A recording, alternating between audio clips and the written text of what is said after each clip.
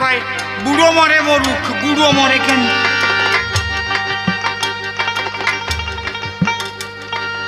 সব শুনেছি, ওদের সাথে কথাও কইছি, ওরা তো বোঝে নাই আমার মন এই দিক। ওই হা হু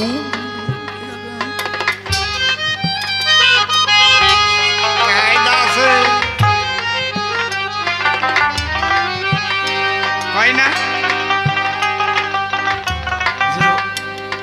হলুদ বাঁধিবি ব্যঞ্জন, হলুদ বাঁধিবি ব্যঞ্জন রাধিবি, হলুদে না লাগিবে গায়ে, রাধুনি হইবি ব্যঞ্জন বাটিবি, হলুদ না লাগিবে গায়ে, অমিও সাগরে স্নান করিবি, রসিক কহিব তাই। সব কিছুর মধ্যে থেকে এক জায়গা থাকা, একে বলে স্থিতপ্রজ্ঞ। সমস্ত কিছুর মধ্যে থেকে নিজের জায়গাটাকে ঠিক রাখবা, এইটাই হচ্ছে রাধা প্রেম, এইটাই হচ্ছে পরকিয়া। যারে কয় পরকিয়া মানে পরের বউ নিয়া অনা। আরে তোমরা তো কেউ পরকিয়া করকিয়া।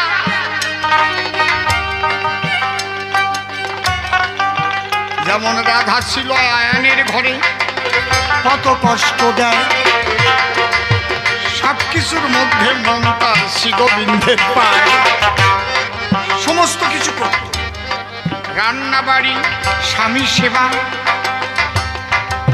সব কিছু করে, মনটা কিন্তু পড়ে থাকতো গোবিন্দের ধারে, গোবিন্দের ধারে। বড় শব্দের অর্থ শ্রেষ্ঠ ক্রিয়া, মানে কাজ। শ্রেষ্ঠ ক্রিয়া কি? আয়ান রূপ সংসারের মধ্যে জীবে পড়ে রয়ে,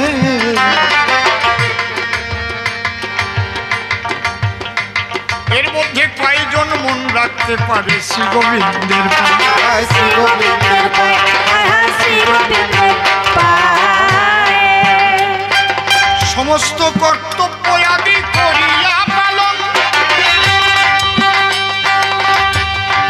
হৃদয় বৃন্দাবনে চলে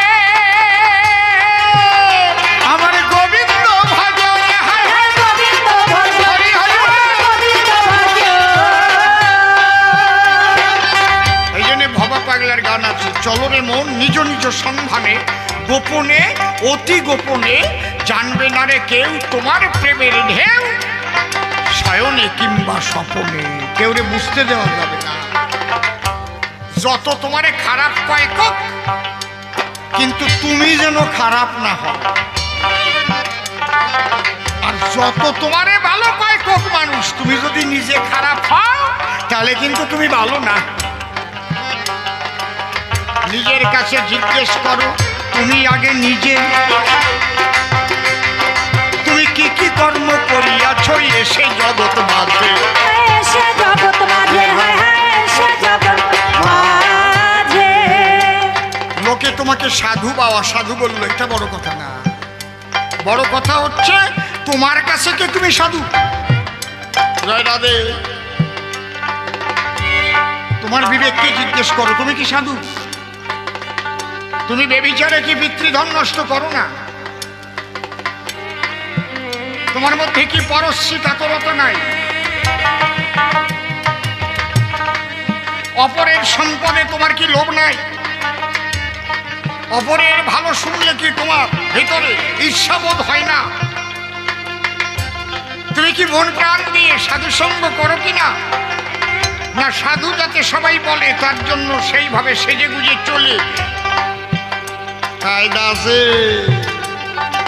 নিজের কাছে জিজ্ঞেস করো বাবা, তুমি নিজে কেমন?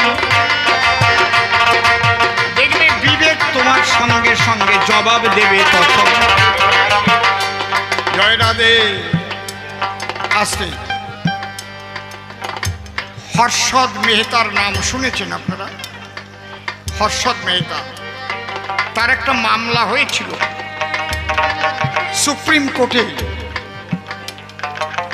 মামলায় রায় হয়েছিল মৃত্যুদণ্ড, কিন্তু ওই মামলার রায় বেরোবার আগেই মরিয়ে গেছে, এমনি মরিয়ে গেছে।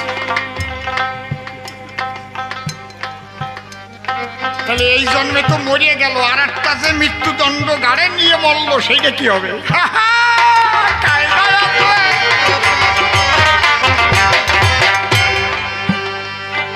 ওটা গর্ভেই বিনাশ হবে, প্রসবের সময় যাবে শেষ হয়ে। আগের জন্মের মৃত্যুদণ্ড কাঁধে নিয়ে এলে, মৃত্যুদণ্ড কার্যকর হওয়ার আগে তুমি মরে গেলে। হায় হায় তুমি মরে গেল, হায় হায় তুমি মরে গেল। আমরা কয়জনারে প্রারব্ধ জানি, কে কি করে এলাম। হয়তো এখন ভক্ত সঙ্গে করি হরি নাম, আগের জন্মে কে কি করে আসছি তার খবর কে জানে? নিজের খবর তাই নিজে জানি না। এই জন্যে কেউ মরে ৮০-তে, কেউ মরে ৮০-তে, কেউ মরে ১২-তে, কেউ ৪০ পারে না পেরোতে। পূর্বজন্মর এই জন্মের কর্মফল মিলে বিধাতা আয়ু রাখেন এই ভূমণ্ডলে। তবে আয়ু বৃদ্ধি পায় সৎকর্মের দ্বারা, কিন্তু মৃত্যু তার একটা হবে। সামাজিক মৃত্যু হলেও হবে, কিন্তু গুরু তাকে বাঁচিয়ে দেবে আস্তে। যেমন বিরাট কোনো নামজাদা মানুষের বদনাম হওয়া কিন্তু একটা মৃত্যু। কথাটা বুঝতে পারেন কি? তাতেও কিন্তু তার একটা মৃত্যু হয়। একথা আমি বলছি না, ভগবান শ্রীকৃষ্ণ অর্জুনকে বলেছিলেন যুধিষ্ঠিরকে বাঁচাবার জন্য। দেখবেন অর্জুনের প্রতিজ্ঞা ছিল, আমার গান্ডীব তুলে যদি কেউ কথা বলে তাকে আমি মৃত্যুদণ্ড দেব। যুধিষ্ঠির ওই গান্ডীব তুলে কথা বলে ফেলেছিল, হ্যাঁ অর্জুন, তোমার মতো এত বড় গান্ডীবধারী থাকতে অভিমন্যুর মৃত্যু হলো কেন? তখন বলল কৃষ্ণ, আমি আর তো ক্ষমা করবো না, আমার গান্ডীব তুলে কথা বলেছি। ধনুর্বাণ হাতে নিল। তখন কৃষ্ণ বুঝালো মৃত্যু এক রকমের না। তুমি যুধিষ্ঠিরকে বকাবকি করো, যা ইচ্ছা তাই বলো, তোমার যা যা বলতে ইচ্ছা করে, তারপরে দেখবা কি হয়। কারণ দাদা হারাইয়ে ফেললে তো আর দাদা পাবা না।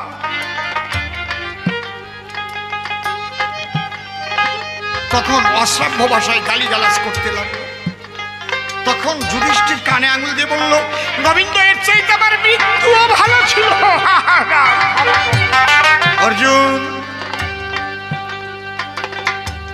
তাহলে তুমি এমন মৃত্যু দান করেছ, তার চাইতে বানাঘাতে তার মৃত্যুও ভালো ছিল।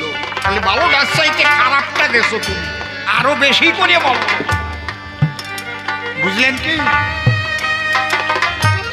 তবে এই বোধটা থাকা দরকার যে আমার আত্মমর্যাদা বোধ। যার কোনোদিন আত্মমর্যাদা বোধই নাই। একজন বলতেছিল পেটে ঘাটে যাই, তা এমন কাজ করি হাটে যাই জুতোর বাড়ি না খাইয়া কোনো হাটের থেকে আসতে পারি না, কিন্তু আজ পর্যন্ত কেউ আমারে অপমান করতে পারে নাই। মানে এই জাতীয় মানুষের তো আর অপমান হয় না কি? যে হাটে প্রত্যেক হাটে যায়, জুতোর বাড়ি খাই, জুতোর মালাও গলায় দিয়ে ঘুরায়, কিন্তু একটা ব্যাপার কি, আজ পর্যন্ত কেউ আমারে অপমান করতে পারে না। এই ধরনের মানুষ যদি কেহ হয় অপমান বোধ বলে তার নাহি কিছু, তারে কি দিয়ে বুঝাবে বলুন দেখি? তাই মৃত্যু এক প্রকারের নহে, আমি সভাতে বুঝাই। হয় হয় সভাতে বুঝাই, হয় হয় সভাতে বুঝাই। শোনো, তাহলে প্রারব্ধ কর্ম আর বর্তমান কর্ম মিলে আমার ৩৮ বছর বয়সে মৃত্যু ছিল। আমার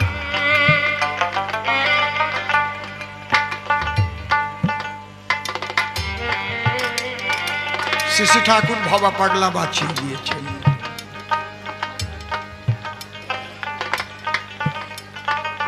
এর চাইতে আর কিছু বলবো না।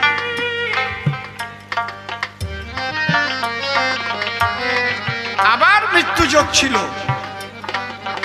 ৫৮ বছর বয়স, দুটে বাসে এখন ৬৫ চলতেছে আর কি।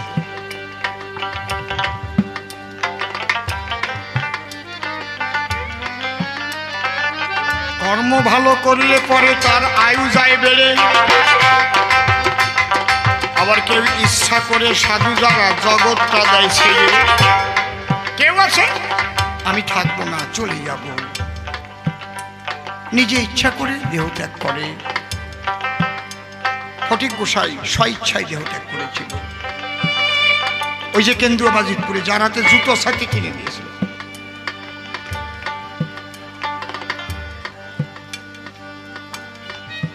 মন্দিরের মধ্যে ঢুকে সিদ্ধাসনে বসে, পদ্মাসনে বসে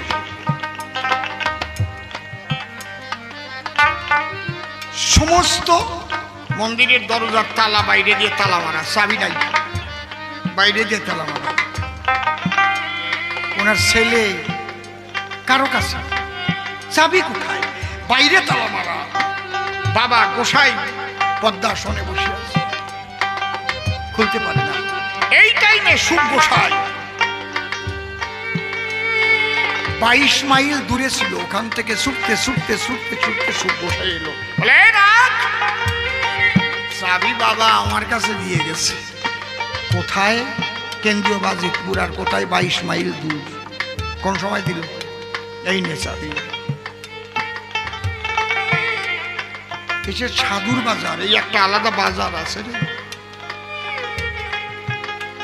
স্বইচ্ছায় ব্রহ্মরন্ধ্র ভেদ হয়ে আত্মা বহির্গত হয়ে গেল। এই একটা জগৎ আছে। জানি না আগামী ১০-২০ বছরের মধ্যে এই বুড়ো মানুষগুলো মরে গেলে কতটা ভক্তির জগৎ থাকবে। কারণ আধুনিক যুগে পাশ্চাত্যের বাতাস যেভাবে মানুষের গায়ে লেগে পরিবর্তন দেখতে পাচ্ছি,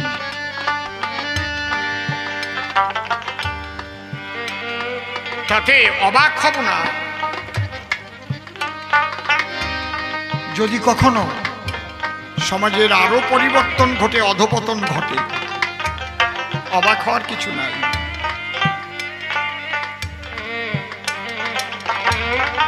কারণ এতে দুই রকম মানুষের দোষ আছে। একে দোষ আছে যারা ধর্মকে মানে না, তাদের বাড়াবাড়ি। আর এক আছে যারা ধার্মিক না হয়ে, ধর্ম না জেনে, প্রকৃত ধার্মিক না হয়ে ধর্মীয় পোশাক পরে প্রকৃত ধর্মটাকে কলুষিত করেছে। এই দুই রকমের মানুষের জন্য দায়ী। ঠিক বললাম না বেঠিক বললাম? বাড়ি গিয়ে চিন্তা করব।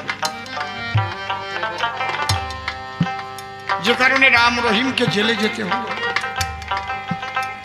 যে কারণে আশারামকে জেলে যেতে হলো, আরো বহু খবর পাওয়া যাচ্ছে।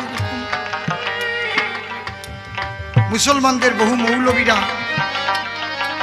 তারাও এইসব কর্মে লিপ্ত হয়ে ফেসবুকে দেখছি মার খাচ্ছে, জুতো দিয়ে পিটাচ্ছে, আছে না? শ্রী ঠাকুর ভবা পাগলের কাছে গিয়ে একজন বলছে, পাগল আমি একটু ধর্ম প্রচারে যেতে চাই, তুমি আমাকে আশীর্বাদ করো। পাগল কয়, আশীর্বাদ কি করব? তুমি কি ধার্মিক হয়েছ? ধর্ম প্রচার করতে গেলে আগে ধার্মিক না হলে ধর্ম প্রচার করা ঠিক হবে না। তুমি যা করবা তাতে সমাজ অধঃপতনে যাবে।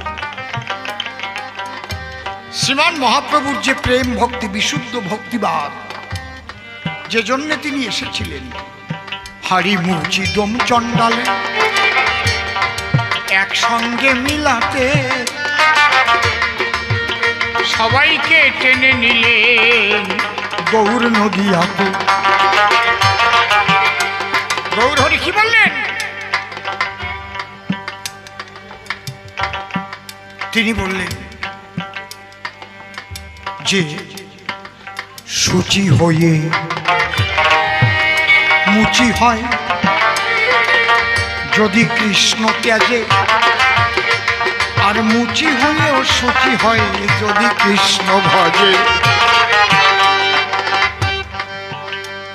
কৃষ্ণ ভক্ত যারা প্রকৃত, তাদের মধ্যেও দেখবেন কুলের গৌরব, পৈতার গৌরব, উচ্চ বংশের গৌরব। ঠিক বলছি না বেঠিক বলছি? দীক্ষা দেবে, অমুকের রান্না খাবো না, তমুকের খাবো না, ছোট জাত।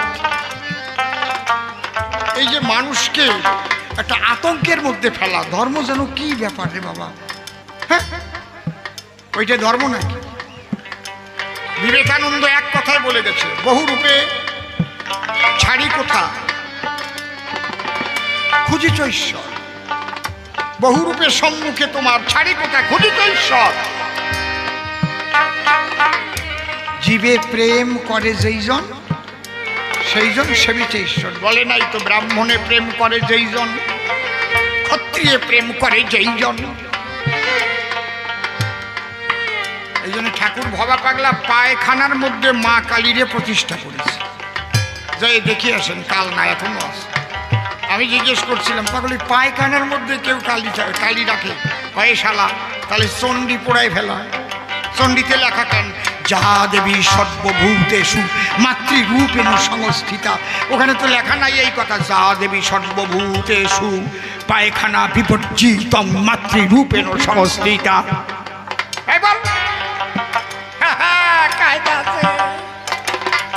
কয় শালা, তুই তোর মায়ের কোলে পায়খানা করিস নাই? তুই তোর মায়ের কোলে প্রস্রাব করিস নাই? কিরে বল, তাহলে মা কোথা নাই?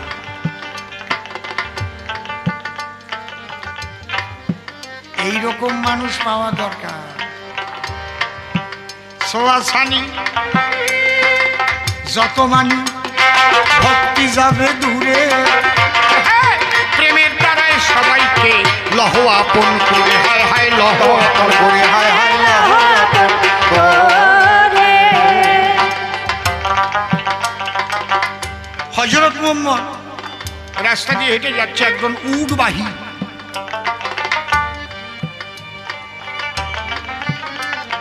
একটা পাতকুয়ো, ওনাকে তো চেনে না। বলছে, এই তুমি আমার বালতি জল তুলে দাও তো। দড়ি বালতিতে বাঁধা।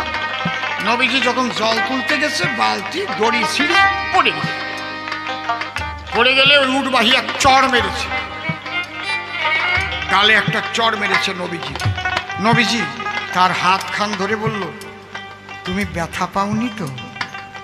যে চড় মারছে তারে কষছে। ওই কুয়োর মধ্যে হাত দিয়ে আস্তে বালতিটা তুলে বলছে, এই নাও তোমার বালতি। ওই বলো তবুও বোঝে না যে এই লোকটা তো সাধারণ না। নবীজি যখন চলে গেল, আস্তে আস্তে ওর হাত ফুলি বাড়ি গিয়ে আর সহ্য করতে পারছে না।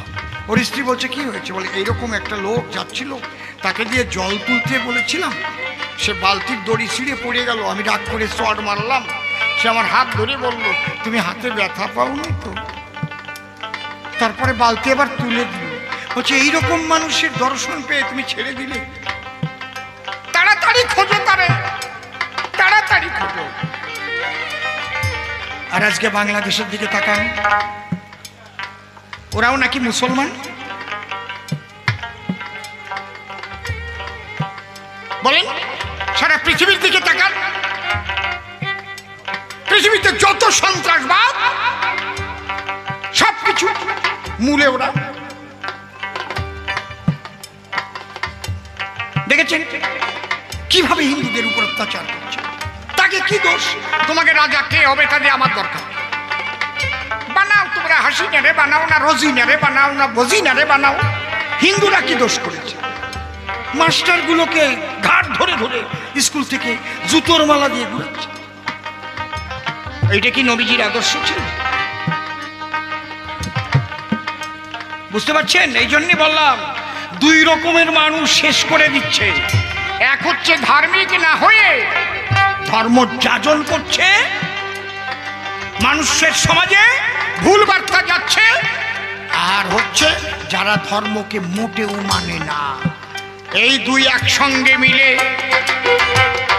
সব করে দিল শেষ। জানি না ধীরে ধীরে আগামীতে হবে কেমন পরিবেশ। হায় হায় কেমন পরিবেশ, হায় হায় কেমন পরিবেশ। পরিষ্কার বলেই দে, মার্ক্সবাদ, কি বলে লেনিনবাদ, ওরা তো ধর্ম মানে না, আত্মা মানে না, ঈশ্বর মানে না, ভগবান মানে না, কিচ্ছু মানে না।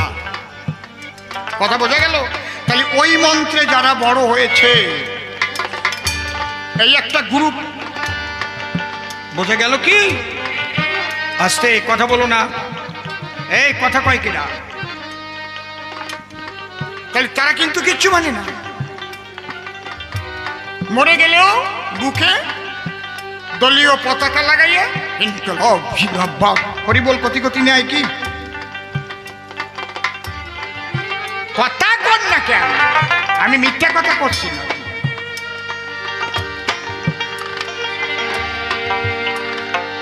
এই ওই জায়গা কারারে কি হয়েছে? জল খাইছে নাকি? সর, ওই জায়গা বসিয়ে থাক। খাইছিস, ভালো করেছিস, আরো এক গ্লাস আমি কিনে দেবান। চিল্লামিল্লি করিস না, আমার একটু চিল্লাতি দি।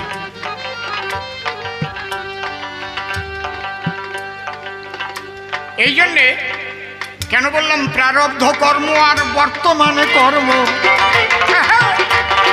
দুই যোগ বিয়োগ ফলে হবে তোমার জীবনের ধর্ম। কেউ গর্ভে মরে, কেউ বারোতে মরে, কেউ মরে আশিতে,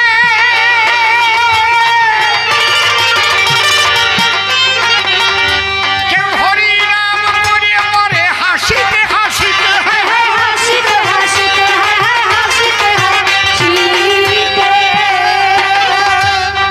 রাত প্রায় 11টা বেজে গেছে, অল্প কম বেশি হতে পারে। আমার মনের মধ্যে ঘড়ির কাঁটা টিক টিক করে। ভুল কই নাই তো নাকি? দেখো, হ্যাঁ, মনের কাঁটা সাড়া দিয়েছে, পেটের কাঁটা নড়ে। আগামী দিন আসবেন আপনারা 4টের ভিতরে। 4টের সময় আবার আগামী দিনের হবে কবি গান। মায়েরা জোরে জোরে একটা উলুদ ধরে যান।